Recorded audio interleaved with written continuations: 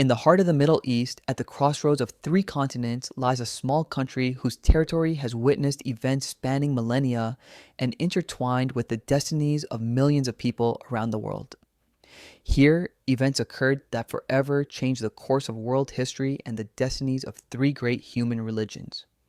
Modern Israel is a highly developed, technologically advanced nation with a population of approximately 9.8 million. The country covers an area of 22,145 square kilometers, 8,550 square miles, and is bordered by the Mediterranean Sea to the west, Lebanon to the north, Syria to the northeast, Jordan to the east, and Egypt to the southwest. Tel Aviv glitters with skyscrapers and modern technology centers. Jerusalem is home to the holy sites of three religions, and the Negev desert has become a thriving oasis of prosperity thanks to revolutionary water technologies. But few people know that beneath the modern cities of what is now Israel lie the ruins of ancient settlements dating back over 10,000 years. Archaeological excavations are uncovering evidence of continuous human presence on this land since the Paleolithic era. Ancient traces of agriculture, the first urban civilizations, and monuments confirming biblical accounts have been found here. Amazingly, this small territory gave birth to three monotheistic religions, survived the rise and fall of great empires, witnessed the birth and fall of kingdoms, and its people scattered across the globe, only to return 2,000 years later and establish a modern state. This is the history of the territory of modern Israel. Before we dive into the fascinating story of the development of this fascinating region and modern state, please consider subscribing to our channel and giving it a like if you appreciate quality historical content. Archaeological evidence indicates that the territory of modern-day Israel was inhabited as early as the Lower Paleolithic era, approximately 1 million years ago. The caves of Mount Carmel contain the remains of the earliest Homo sapiens found outside of Africa. These findings suggest that this region served as a bridge between continents throughout human prehistory. During the Neolithic period, approximately 10,000 years ago, the first permanent agricultural settlements emerged in the lands of present-day Israel. Jericho in the Jordan Valley is considered one of the oldest cities in the world. Its massive stone walls date back to the 8th millennium BCE. Excavations reveal the high level of organization of the ancient settlers, their skill in fortification construction and trade. In the 4th millennium BC, the region was inhabited by Canaanite tribes who developed a sophisticated urban civilization. The Canaanites built fortified city-states, developed crafts and trade, and created their own alphabetic script, which became the basis for many modern alphabets. Their influence extended from the Mediterranean coast to the interior mountainous regions, from Lebanon to the Sinai Peninsula. Around the 20th century BCE, the first Jewish tribes appeared in the territory of modern-day Israel. According to biblical sources supported by archaeological finds, the patriarch Abraham came to the land of Canaan from Mesopotamia. His descendants, the 12 tribes of Israel, gradually settled the area, intermingling with the local population while simultaneously preserving their unique religious tradition.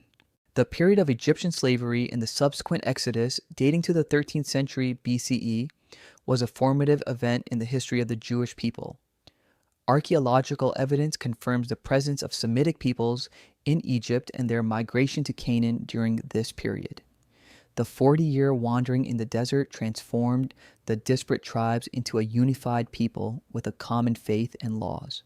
The period of the Judges, which lasted from the 13th to the 11th centuries BCE, was characterized by a decentralized administrative structure.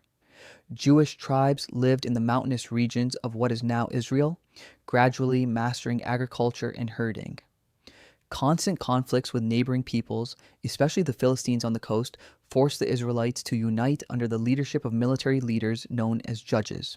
But the real turning point came when the disparate tribes decided to create a unified kingdom capable of withstanding external threats. The creation of a unified kingdom of Israel under King Saul around the 11th century BCE marked a new era in the region's history. Saul united the Jewish tribes into a single state in the territory of modern-day Israel, created a standing army, and successfully fought against the Philistines. However, the state reached its greatest prosperity under his successor, King David, who reigned from 1010 to 970 BCE.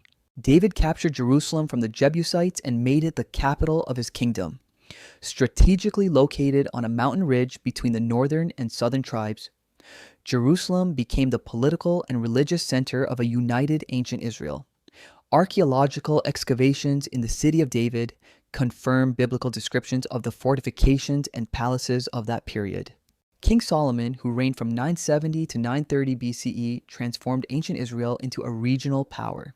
He built the first temple in Jerusalem, which became the spiritual center of the Jewish people. Solomon's temple was an architectural marvel of its time, adorned with gold and precious stones, attracting pilgrims and merchants from all over the ancient world. Solomon developed trade with distant lands from Spain to India. His fleet sailed the Red Sea and the Mediterranean, bringing back gold, silver, ivory, and exotic animals. Solomon's wisdom became legendary, and rulers from other countries sought his advice.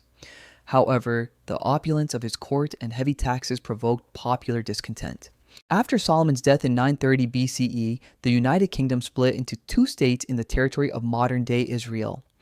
The northern kingdom of Israel included 10 tribes and had its capital first in Shechem, then in Samaria.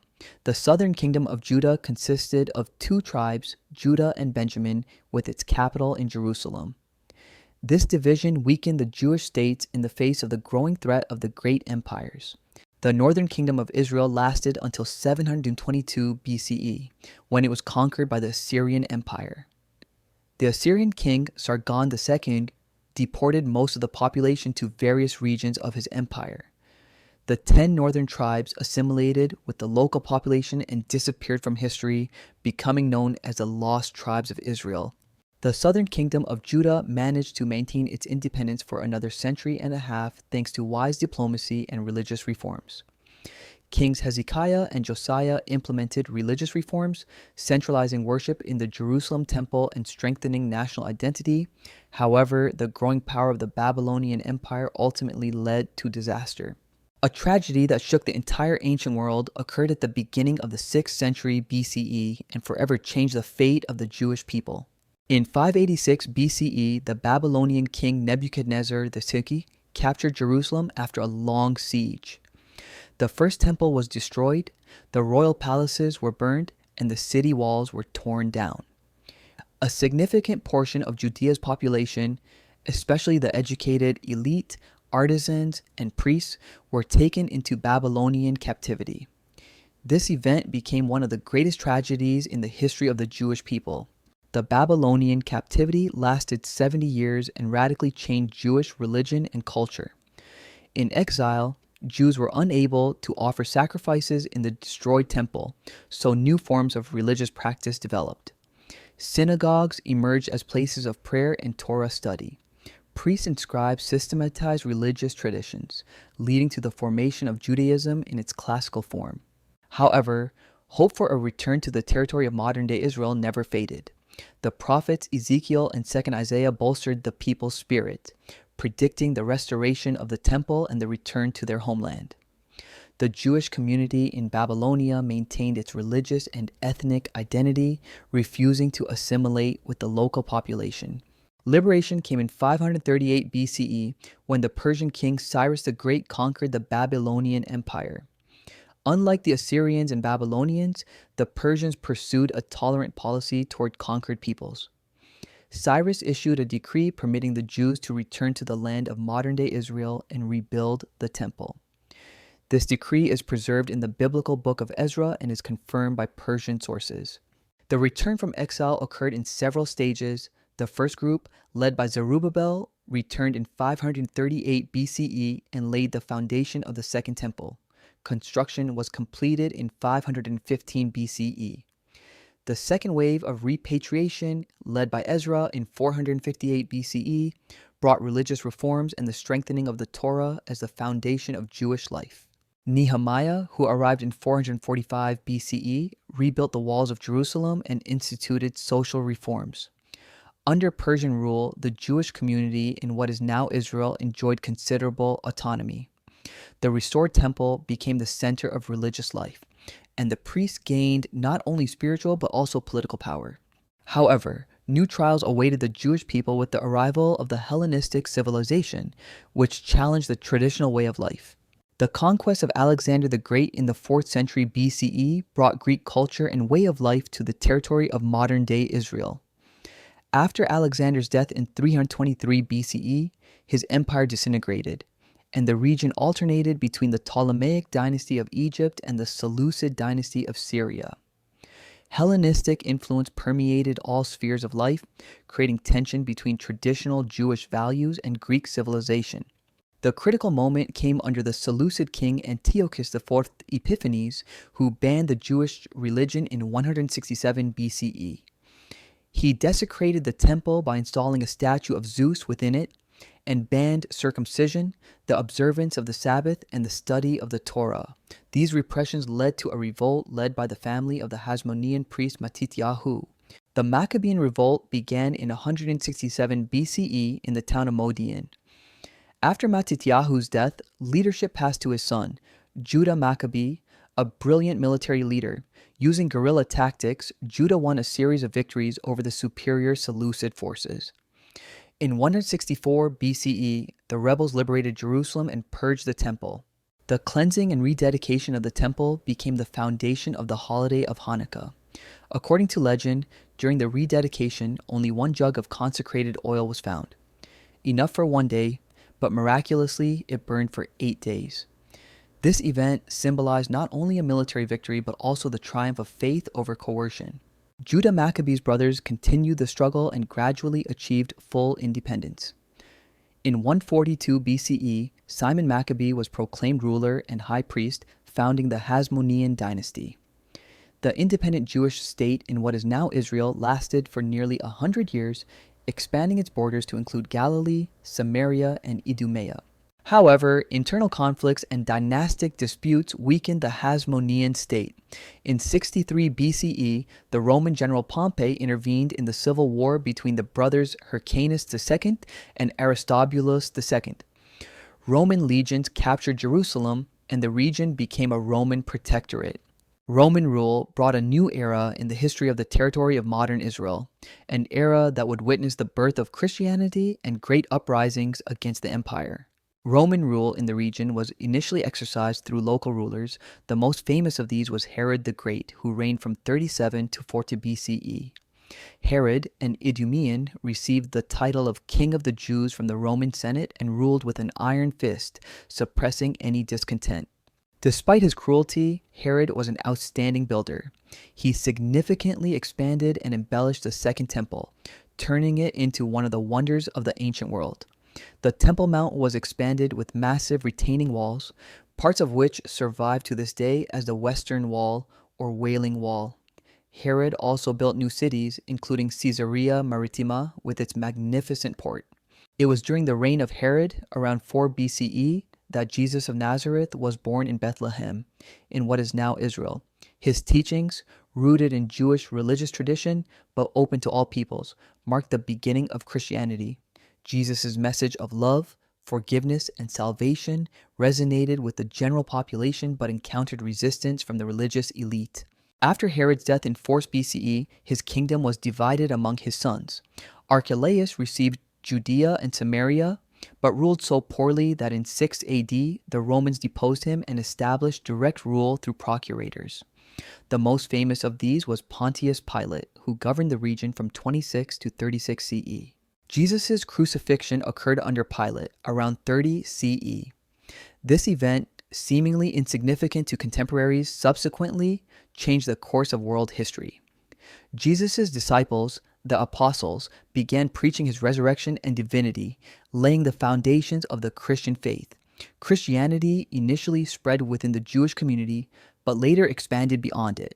Growing discontent with Roman rule led to rising tensions in the territory of modern-day Israel. Heavy taxes, religious oppression, and cultural differences created a volatile atmosphere. Different groups in Jewish society responded to Roman rule in different ways. The Pharisees focused on religious practice. The Sadducees collaborated with the authorities. The Essenes retreated into the desert, and the Zealots called for armed resistance. The Great Revolt began in 66 CE after a series of provocative actions by the Roman authorities. The spark was a conflict in Caesarea between Jews and Greeks, which the procurator Florus exploited to confiscate money from the temple treasury. Mass protests in Jerusalem were brutally suppressed, leading to a general uprising throughout the country. And then an event occurred that forever changed the fate of the Jewish people and marked the beginning of 2,000 years of exile. The First Jewish War, which lasted from 66 to 73 CE, was the greatest tragedy in the history of the ancient Jewish presence in the territory of modern-day Israel. Roman legions, led first by Vespasian and then by his son Titus, methodically suppressed the rebellion. Galilee was the first to fall. Its defenders, led by Josephus, rode at the fortress of Jotapata. The siege of Jerusalem began in 70 CE and lasted 5 months.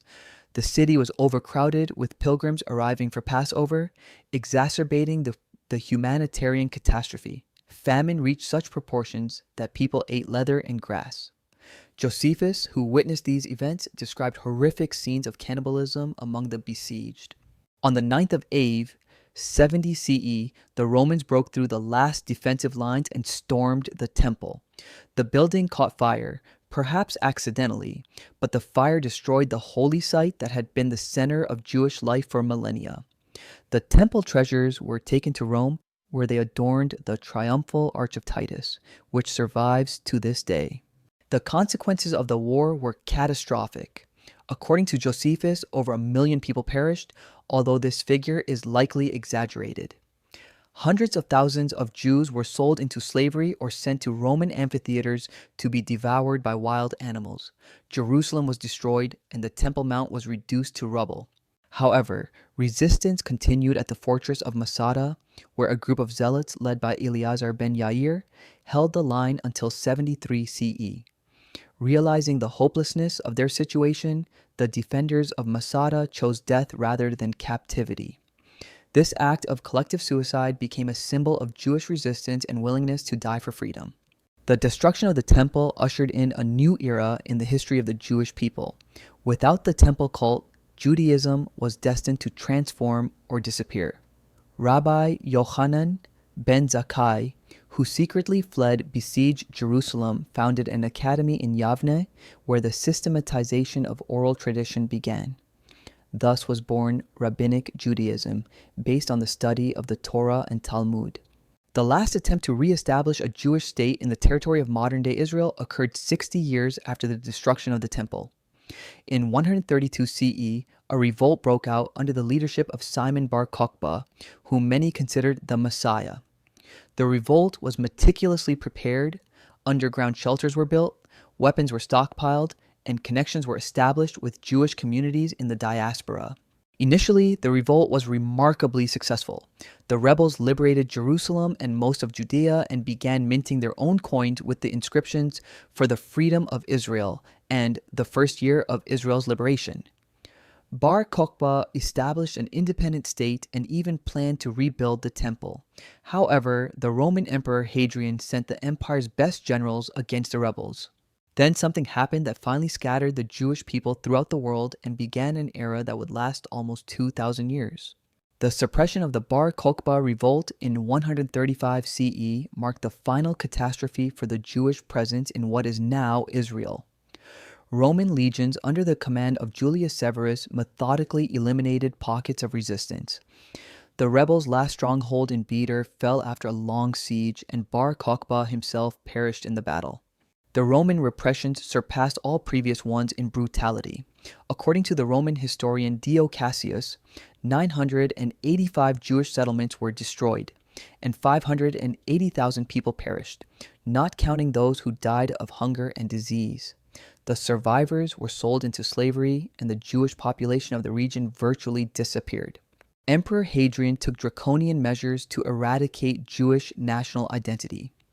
The province was renamed Syria Palestina, after the ancient Philistines, to erase the memory of the Jewish presence. Jerusalem was rebuilt as the Roman city of Aelia Capitolina, and Jews were forbidden from even approaching it. A temple to Jupiter was erected on the Temple Mount.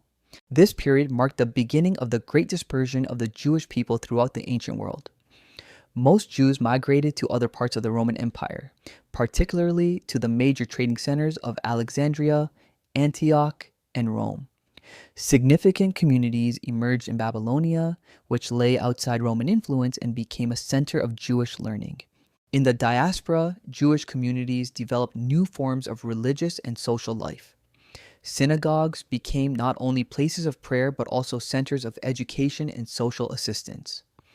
Rabbis replaced priests as spiritual leaders, and the study of the Torah and Talmud became the foundation of Jewish identity. Despite their dispersion, Jews maintained a connection to the land of modern-day Israel through prayer and ritual. In the 4th century CE, the Roman Empire adopted Christianity, radically changing the landscape of what is now Israel. The Holy Land became a center of Christian pilgrimage, and hundreds of churches and monasteries were built. Emperor Constantine erected the Basilica of the Holy Sepulchre over the site where, according to tradition, Jesus was crucified and buried. The Byzantine period brought relative prosperity to the region. However, a small Jewish community continued to exist in the territory of modern-day Israel. Despite all the prohibitions and restrictions, Tiberias and other Galilean cities became centers of Jewish life, where sages compiled the Jerusalem Talmud and developed Jewish law. Academies in Tiberias and Zippori continued the traditions of Jewish scholarship despite the Christianization of the empire. But a new era began in the 7th century when Arab conquerors arrived in the territory of modern Israel, bringing Islam with them and radically changing the face of the region. In 638, Arab forces under the command of Caliph Umar ibn al-Khattab captured Jerusalem from the Byzantines, ushering in the Muslim period in the history of what is now Israel. Unlike Christian rulers, Muslims showed greater tolerance toward Jews and allowed them to return to Jerusalem after a 500-year ban. Under the Umayyad and Abbasid rule, the region experienced a period of relative prosperity. In the late 7th century, the Al-Aqsa Mosque and the Dome of the Rock were built on the Temple Mount. Becoming the most important Islamic sanctuaries after Mecca and Medina, Jerusalem acquired the status of the 3rd most important city in the Islamic world, which contributed to its economic development. The Jewish community, although significantly diminished, continued to exist in various cities of the region, especially Tiberias, Hebron, and later Saft. Jews engaged in crafts, trade, and agriculture, enjoying their status as people of the book under Islamic rule. Many Jewish pilgrims from the diaspora visited the holy sites despite the difficulties of travel. The Crusades, which began in the 11th century, brought new upheavals to the territory of modern-day Israel. In 1099, the Crusaders captured Jerusalem, committing a massacre of its Muslim and Jewish populations. The Crusader kingdom of Jerusalem lasted for nearly 2 centuries until 1291, when the Mamluks finally expelled the Christian knights from the Holy Land. The period of Mamluk rule from the 13th to 16th centuries was characterized by economic decline and population decline in the territory of modern-day Israel. Many cities fell into disrepair. Ports and trade routes were destroyed. The Jewish community dwindled to a minimum, although it never completely disappeared. In the 14th and 15th centuries, small groups of Jews fled persecution in Europe, particularly after the expulsion from Spain in 1492 arrived in the region. In 1517, the territory of modern-day Israel was conquered by the Ottoman Empire and remained under Turkish rule for 4 centuries. Ottoman rule brought a measure of stability, but the region's economic situation remained dire. The population of the entire territory at this time was approximately 350,000, most of whom were Arab Muslims. The Jewish community numbered no more than 10,000. In the 17th century, a mystical center of Kabbalah arose in the Jewish community of Saft, attracting scholars and pilgrims from across the Jewish world. In the 18th century, Rabbi Judah Hasid brought a large group of Jews from Poland to Jerusalem, marking the beginning of a new phase of Jewish settlement in the Holy Land. By the end of the 18th century, the Jewish community began to grow slowly, although it remained small. The Napoleonic Wars also affected the territory of modern-day Israel. In 1799, the French army under Napoleon Bonaparte invaded the region from Egypt. The French besieged Acre but failed to capture the fortress and were forced to retreat. Interestingly, Napoleon issued a proclamation calling on Jews worldwide to support his campaign in exchange for the restoration of the Jewish state. But the real turning point in the region's history began in the 19th century, when an idea emerged that would lead, a century later, to the creation of the modern state of Israel. The 19th century marked the beginning of the organized return of Jews to the territory of modern-day Israel. In the 1860s, the first Jewish agricultural settlements emerged, such as Petah Tikva and Rishon LeZion, founded with the support of Baron Edmund de Rothschild. These settlements became the foundation for the future Zionist movement. By the end of the 19th century, approximately 25,000 Jews lived in the territory of modern-day Israel. The emergence of political Zionism under the leadership of Theodor Herzl was a revolutionary event. In 1896, Herzl published his book, The Jewish State, in which he outlined his idea for a modern Jewish state. In 1897, the first Zionist Congress was held in Basel, which adopted a program for the creation of a Jewish national homeland in the territory of modern-day Israel. The beginning of the 20th century was marked by an increase in Jewish immigration. The first Aliyah, which lasted from 1880 to 1903, brought approximately 35,000 Jews, primarily from Russia and Eastern Europe.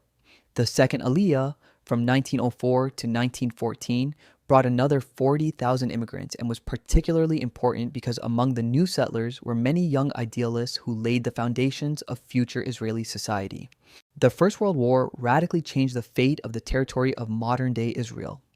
In 1917, British Foreign Secretary Arthur Balfour issued a declaration expressing Britain's support for the establishment of a Jewish national home in Palestine. This Balfour Declaration became a turning point in the history of the Zionist movement. That same year, British troops under the command of General Allenby liberated the region from Ottoman rule. Following the end of World War I, the League of Nations granted Great Britain a mandate to administer the territory of modern-day Israel. The mandate included a commitment to promote the establishment of a Jewish national home. The British Mandate period was characterized by significant growth in the Jewish population and the development of the Jewish community. The Third Aliyah, 1919-1923, brought 35,000 immigrants, many of whom were young, idealistic people. In the 1920s, the Haganah, a Jewish underground military organization designed to protect Jewish settlements from Arab attacks, was established. In 1925, the Hebrew University of Jerusalem was founded, becoming a center of Jewish education and scholarship. The Fourth Aliyah, 1924-1932, brought 82,000 people to the region, mostly from Poland. However, events in Europe led to a dramatic acceleration of Jewish immigration. The Fifth Aliyah, 1932-1939, was triggered by the Nazi rise to power in Germany and brought 250,000 Jews to the territory of modern-day Israel. Among them were many educated professionals who made enormous contributions to the development of the Jewish economy and culture. Growing Jewish immigration and the development of Jewish settlements caused concern among the region's Arab population. In 1929, serious Arab-Jewish clashes occurred in Jerusalem and Hebron, resulting in hundreds of deaths. These events demonstrated the growing tensions between the two national movements. Between 1936 and 1939, the Great Arab Revolt against the British Mandate and Jewish immigration occurred. The uprising was brutally suppressed by British troops, but it highlighted the seriousness of the Arab-Jewish conflict. In response to the revolt, the British authorities issued the White Paper of 1939, which sharply restricted Jewish immigration at a time when European Jews were most in need of refuge from Nazi persecution. And then the greatest tragedy in the history of the Jewish people occurred, which forever changed the world's attitude toward the idea of a Jewish state. World War II and the Holocaust were the greatest tragedy in the history of the Jewish people. 6 million Jews were murdered by the Nazis, representing a third of the entire Jewish population of the world. In what is now Israel, the Jewish community actively supported the British military campaign against Nazi Germany. 137,000 Jews from the region served in the British Army during the war. However, Britain's restrictive immigration policies fueled growing discontent among the Jewish community. The Jewish underground organized illegal immigration despite British restrictions. Refugee ships attempted to break the British blockade, but many were intercepted and their passengers interned in Cyprus. After the end of World War II, pressure on Britain to resolve the region's problems increased. The Jewish underground launched a campaign against British rule, culminating in the bombing of the King David Hotel in Jerusalem in 1946. The British government, exhausted by the war and faced with the mounting cost of maintaining order, decided to refer the matter to the United Nations. In 1947, the UN Special Committee recommended dividing the mandate into Jewish and Arab states with a special international status for Jerusalem. On November 29, 1947, the UN General Assembly adopted Resolution 181, approving the partition plan.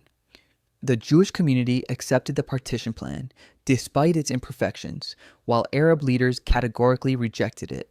On May 14, 1948, the day before the end of the British Mandate, David Ben-Gurion proclaimed the establishment of the State of Israel on the territory allocated by the UN plan.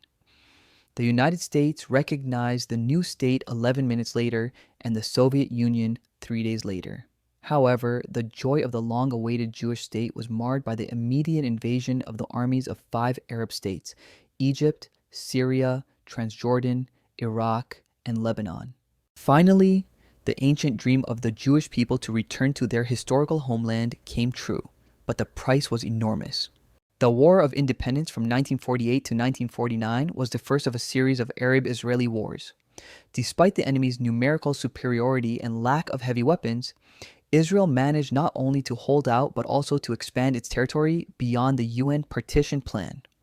The war ended with the signing of armistice agreements in 1949, but no peace treaties were signed. The war led to a tragedy for Palestinian refugees. Around 700,000 Arabs fled their homes in Israeli-controlled territory and became refugees in neighboring Arab countries.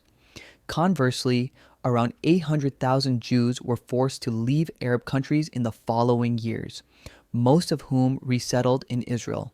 Israel's early years were marked by mass immigration. Within 3 years, the country's population doubled, reaching 1.3 million by 1951. Immigrants arrived from displaced persons camps in Europe, from Arab countries, and from other parts of the world. Integrating such a large number of people with diverse cultural traditions was a formidable challenge for the young state. In 1956, the Suez Crisis erupted. Egyptian President Gamal Abdel Nasser nationalized the Suez Canal, leading to a joint Israeli-British-French military operation. The Israeli army successfully captured the Sinai Peninsula, but international pressure, particularly from the United States and the Soviet Union, forced all 3 countries to withdraw their forces. The period between the Suez War and the Six-Day War was characterized by economic development and the strengthening of Israel's democratic institutions. The country developed its industry, agriculture, and educational system.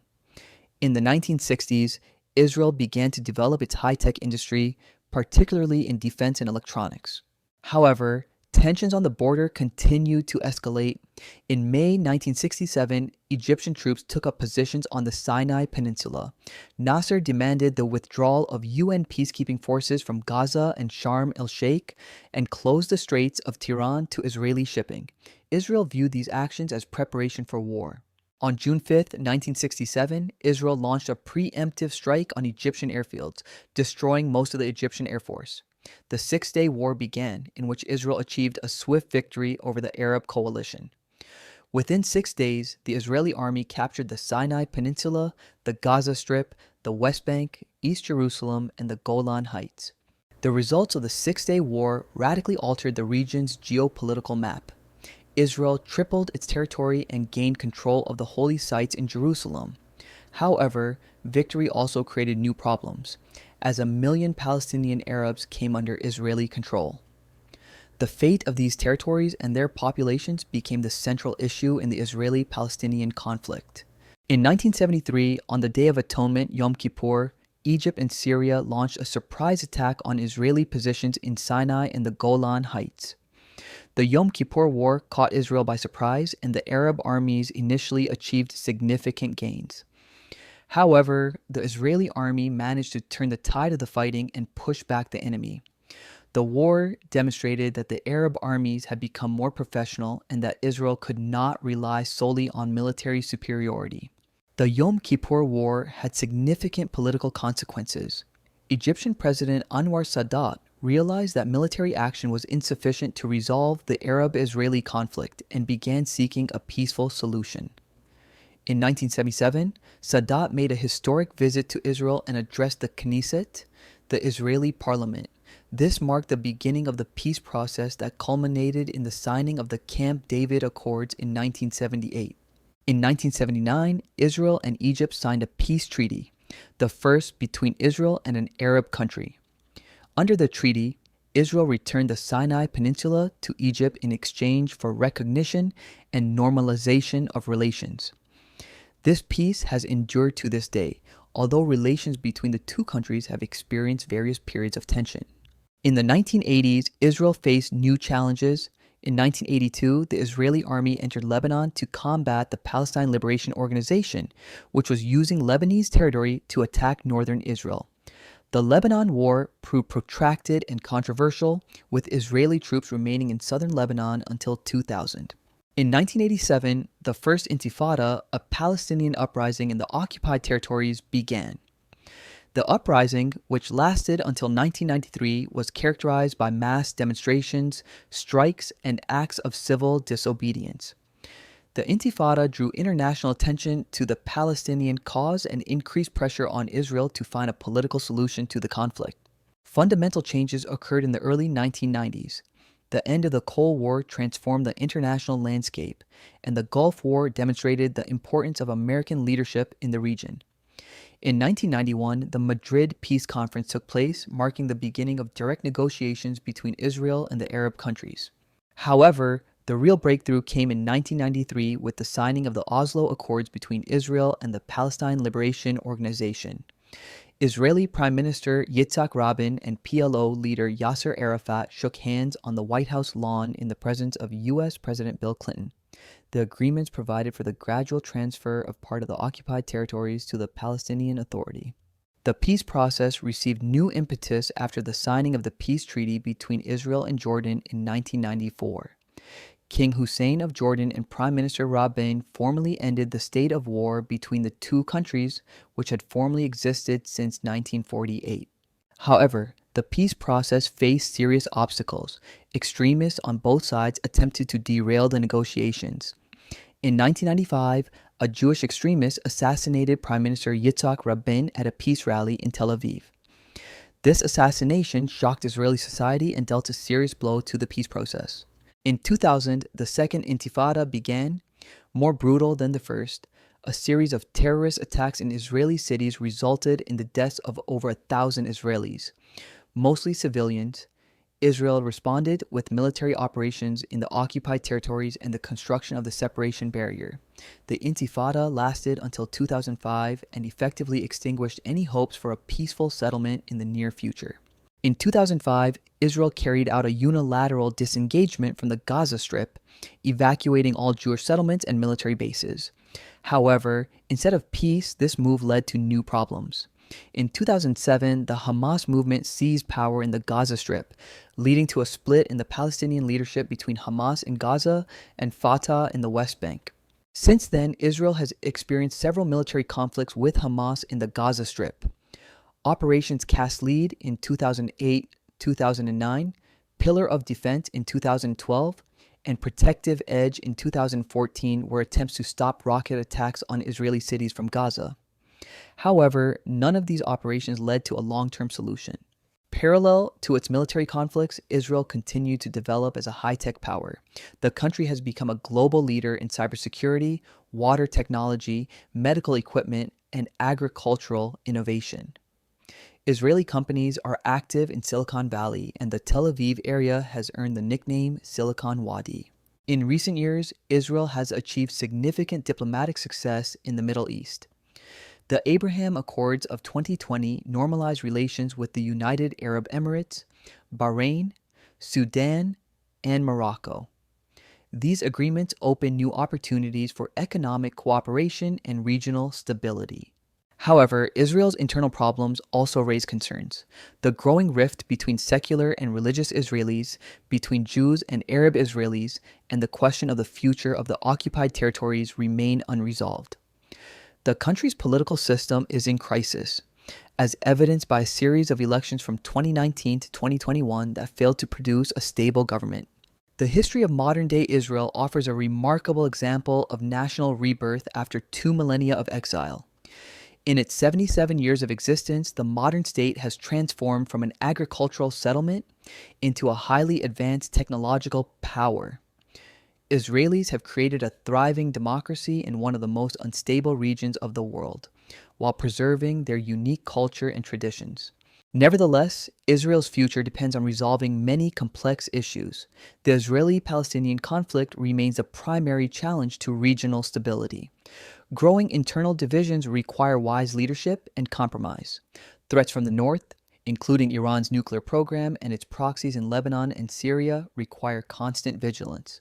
The history of this small territory reminds us of the strength of human determination and the ability of peoples to overcome seemingly insurmountable obstacles.